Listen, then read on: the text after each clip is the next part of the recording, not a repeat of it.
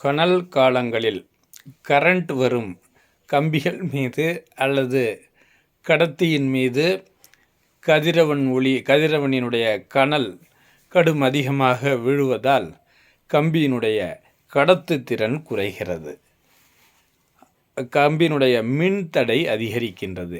இதனால்தான் கனல் காலங்களில் இந்த காணொளி விளக்கு கம்மியாக காணொளி காட்டும் ஒரு சில கணங்களில்.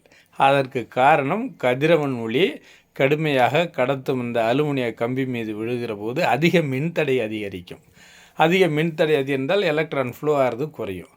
அதனால் அந்த கரண்ட் கம்மியாக வரதுனால இந்த காணொளி கம்மியாக எரியும். அதுக்கு ஒரு சமன்பாடு சொல்லியிருக்காங்க ஃபிசிக்ஸில். எப்படின்னா ஆர்டி டிகிரி செல்சியஸில் மின்தடை எவ்வளவு, ஆறுங்கிறது resistance, RT is equal to R0. 0 degree Celsius அல்லது ஐசி வெப்பநிலையில் அந்த கடத்தினுடைய மின்தடை என்ன?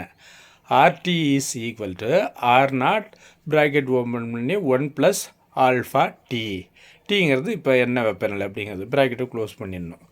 அப்போ இது என்ன அப்படின்னா RT is equal to R0 into bracket 1 + α into ப்ராக்கெட்டை க்ளோஸ் பண்ணிடணும். இது இவ்வளோ வெப்பம் இருந்தால் இவ்வளோ மின்தடை அதிகரிக்கும் அப்படின்னு இருக்குது.